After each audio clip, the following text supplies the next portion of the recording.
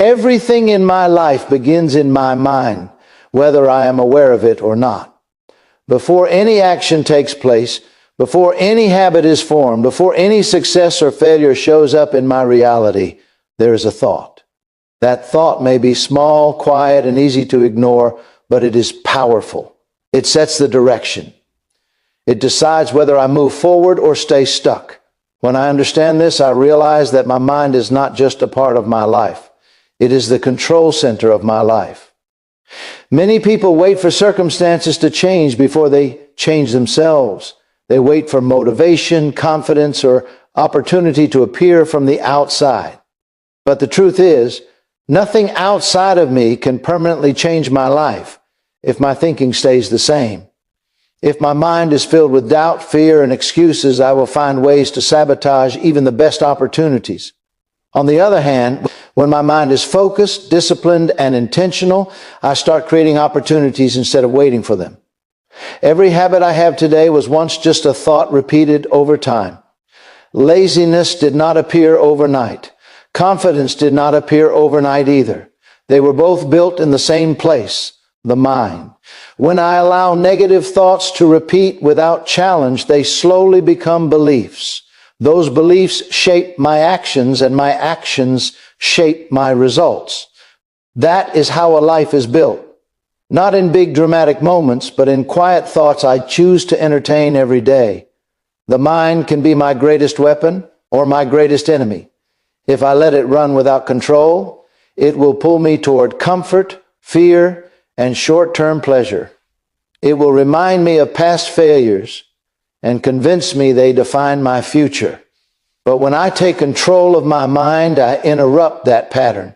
I start questioning my thoughts instead of obeying them. I begin to ask myself whether a thought is helping me or holding me back. That simple pause creates power. Once I accept that my mind is the starting point, I also accept responsibility. I can no longer blame people, situations, or luck for where I am. This is not a burden, it is freedom. Because if my thinking helped create my current life, then changing my thinking can create a different one. That means change is always possible, no matter how far behind I feel. Controlling my mind does not mean ignoring problems or pretending everything is perfect. It means choosing responses instead of reacting emotionally.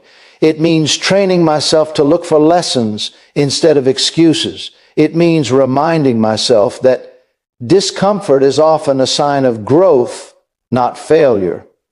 When my mind understands this, challenges stop feeling like threats and start feeling like tests I can pass. Success, confidence, discipline, and resilience all begin as decisions in the mind before they ever show up in behavior. I do not wake up one day and suddenly become strong. I think strong thoughts first. I do not suddenly become consistent.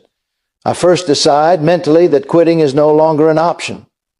That decision may not change everything instantly, but it changes the direction, and direction is everything. When I control my mind, I take control of my future. I stop living on autopilot and start living with intention. My life begins to move where my thoughts lead it. That is why mastering my mind is not optional. It is the foundation of every meaningful change I want to make. Thoughts move through my mind constantly, often without invitation or warning. Some are useful, some are negative, and many are simply reactions to past experiences. The mistake I used to make was believing that every thought I had was true and deserved my attention. Over time, I learned that this belief quietly steals control of my life. A thought is not a command. It is only a suggestion, and I decide whether to accept it or let it pass. Just because a thought appears does not mean it defines who I am. Fearful thoughts do not mean I am weak. Doubting thoughts do not mean I am incapable. They are habits of the mind built from past moments, opinions, and failures. When I understand this, I create space between myself and my thoughts. That space is where freedom begins. In that space, I gain the power to choose rather than react. Many people live trapped inside their own minds, constantly replaying mistakes and worst-case scenarios. They allow one negative thought to grow into a story that controls their mood, confidence, and decisions. But when I step back and observe my thinking instead of identifying with it, I weaken its control. I remind myself that I am the thinker, not the thought itself. Choosing my thoughts requires awareness. I must first notice what I'm telling myself, especially in difficult moments. When things go wrong, my mind often jumps to blame, self-criticism, or fear of the future. If I do not catch those thoughts early, they shape my behavior without my permission. Awareness is the first step toward discipline. Without awareness, there is no choice. Once I become aware, I can challenge my thoughts. I ask simple but powerful questions. Is this thought based on facts or emotion? Is it helping me grow or holding me back? Would I say this to someone I care about? Many negative thoughts fall apart when questioned. They lose their authority when I refuse to accept them as truth. Controlling my thoughts does not mean forcing positivity or pretending I never struggle. It means choosing constructive thinking over destructive thinking.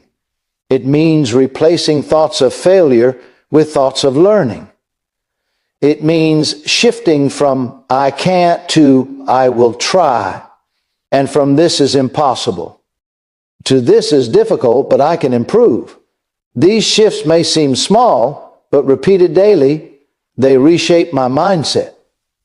The voice inside my head speaks more often and more loudly than anyone else in my life. If that voice is harsh, critical, and discouraging, it slowly drains my confidence. When I change that voice, I change how I show up in the world. Encouraging self-talk builds courage. Calm self-talk builds clarity. Honest self-talk builds strength. Choosing my thoughts is an ongoing practice, not a one-time decision. Some days my mind is calm and focused. Other days it fights back with old patterns. On those days, discipline matters more than motivation. I do not need to feel confident to think confidently. I need to act with intention even when my emotions resist. When I stop believing every thought, I stop being controlled by fear, doubt, and past mistakes. I begin to respond to life instead of reacting to it. I become grounded, focused, and intentional. That is the power of realizing that I am not my thoughts. I am the one who chooses them, and that choice shapes my life. My attention is one of the most powerful tools I possess, yet for a long time I treated it casually. I allowed my focus to drift toward problems, fears, and distractions without realizing the consequences. Whatever I consistently focus on becomes larger in my mind, stronger in my emotions, and more influential in my actions. This is not accidental. Focus gives energy, and energy creates growth. When my attention stays locked on problems, those problems begin to feel heavier than they actually are.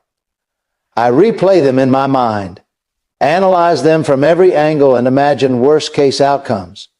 The situation may not change, but my stress increases, my confidence drops, and my ability to act weakens. In contrast, when I shift my focus towards solutions, learning, and progress, my mindset changes. I feel more capable because I'm training my mind to look forward instead of inward. Focus shapes perception. Two people can face the same challenge and experience it completely differently based on what they choose to focus on. One focuses on the risk and feels paralyzed.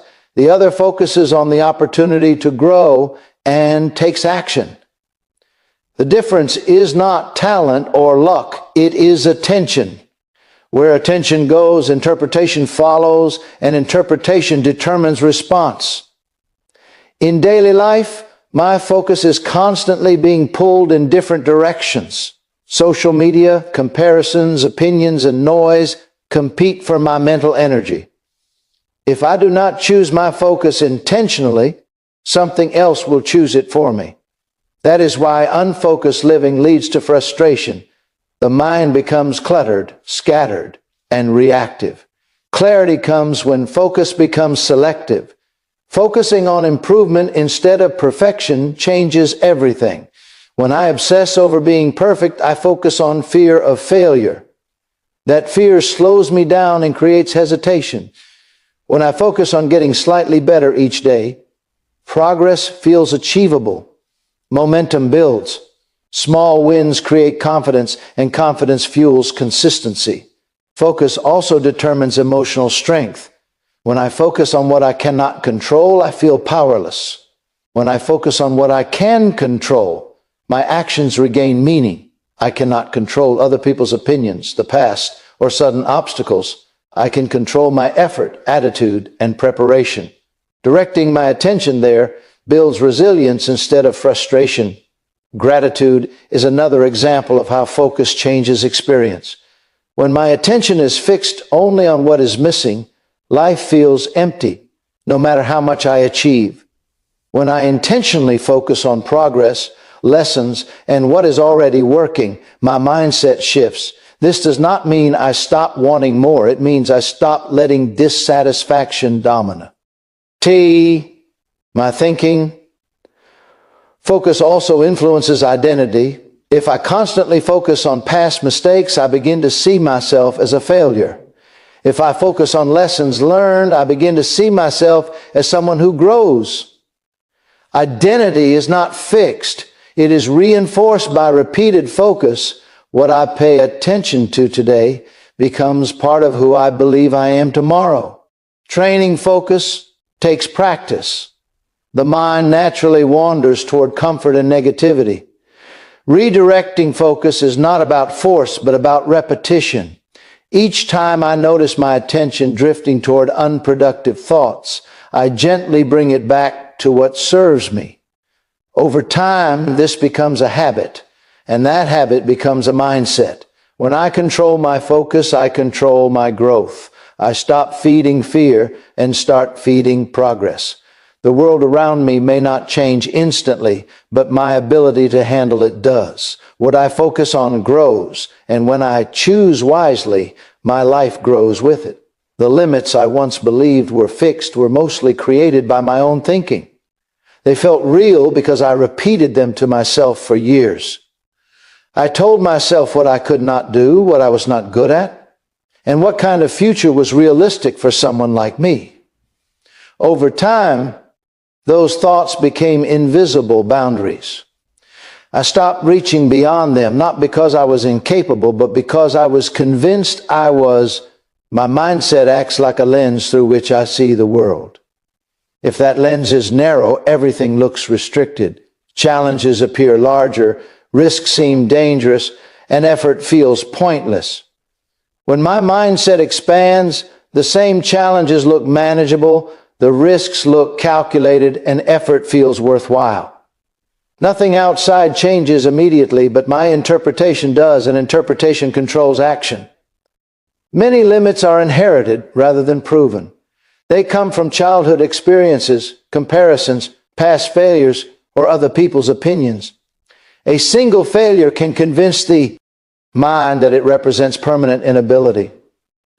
One critical comment can become an internal voice that repeats for years. When I accept these messages without questioning them, I allow someone else's perspective to define my potential. A fixed mindset avoids difficulty because it sees struggle as proof of weakness. A growth-oriented mindset understands that struggle is part of progress. When I change how I view effort, I stop fearing it. I no longer see discomfort as a signal to quit, but as evidence that I am stretching beyond old limits. That shift alone unlocks new levels of performance. Belief shapes persistence. If I believe I am capable of improvement, I stay engaged longer. I practice more, learn from mistakes, and recover faster from setbacks. If I believe my abilities are limited, I give up early and call it realism. The result looks like a lack of talent, but the cause is a lack of belief. My mindset also influences how I respond to failure. Failure can either reinforce limits or redefine them. When I view failure as proof that I am not good enough, I shrink my goals. When I view it as feedback, I adjust my approach. The event stays the same, only my interpretation changes, yet the outcome becomes completely different. Fear thrives in a limited mindset. It exaggerates consequences and minimizes ability. It convinces me that rejection will destroy me, that embarrassment is unbearable, and that trying is riskier than staying still. When I challenge these thoughts, fear loses its grip. I realize that most of the consequences I imagine never happen, and even when they do, I can handle them. Expanding my mindset requires deliberate effort. I must regularly question the stories I tell myself. I replace "I can't" with "I can learn." I replace "this is too hard" with "this will take time." These are not empty phrases, they are mental commitments to stay in the PR. Assess instead of retreating from it. Growth does not come from comfort. When I avoid situations that test me, my world becomes smaller. When I step into challenges with the belief that I can adapt, my world expands. Confidence grows not from winning every time, but from knowing I can handle setbacks and keep moving forward. When I change my mindset, my limits change with it. What once felt impossible becomes difficult. What felt difficult becomes manageable. What felt manageable becomes routine. This is how progress happens, not through sudden breakthroughs, but through a steady expansion of belief. My mindset does not just influence my life. It sets the boundaries of what my life can become. The way I speak to myself quietly shapes every part of my life. Long before anyone else offers an opinion, my inner voice has already judged my abilities, my effort, and my chances of success. That voice is always present, commenting on every mistake and every challenge. When it is negative and harsh, it drains my energy and weakens my confidence. When it is supportive and honest, it becomes a source of strength. Self-talk is powerful because it feels personal. I do not question it the way I question others. If someone else tells me I am not good enough, I may disagree. When I tell myself the same thing, I often accept it as truth. Over time, these repeated messages shape my beliefs, and beliefs guide behavior. This is how self-talk slowly builds the future, one sentence at a time. Negative self-talk often sounds reasonable. It disguises itself as realism or self-awareness. It says, "I am just being honest, protecting myself from disappointment." In reality, it keeps me small. It reminds me of past failures while ignoring growth. It exaggerates weaknesses and dismisses strengths. When I allow this voice to dominate, I hesitate more, take fewer risks, and settle for less than I am. Capable of changing self-talk does not mean lying to myself or pretending I am perfect. It means speaking with fairness and intention. Instead of attacking myself for mistakes, I focus on learning. Instead of saying I always fail, I acknowledge progress and effort. This shift creates emotional balance. It keeps me accountable without destroying my confidence. The words I repeat internally influence how I handle pressure. In difficult moments, my inner dialogue determines whether I panic or stay composed. If my self-talk says I cannot handle this, stress takes control. If it says I have faced worse and survived, calm follows. The situation may be intense, but my response becomes steady. Self-talk also shapes discipline. When I wake up tired or unmotivated, the conversation in my head decides whether I act or delay. If I speak to myself with encouragement instead of excuses, I move forward despite discomfort. Discipline grows when my inner voice supports effort rather than comfort. Many patterns of self-talk come from the past. They are echoes of criticism, comparison, and disappointment. Recognizing this helps me stop treating those thoughts as facts. I did not choose many of these messages, but I can choose whether to continue repeating them. Awareness gives me the chance to rewrite the script. Replacing negative self-talk takes consistency. I notice when my inner voice becomes extreme or unfair. I interrupt it and replace it with language that pushes me forward. Over time, this practice becomes natural. The voice in my head becomes calmer, clearer, and more constructive. The way I talk to myself affects how I talk to others and how I show up in the world. Confidence begins internally. When my inner dialogue is respectful and encouraging, I stand taller, speak more clearly, and take more initiative. People respond to that energy, but it begins with me, my foo. Tour is shaped by the conversations I have with myself every day.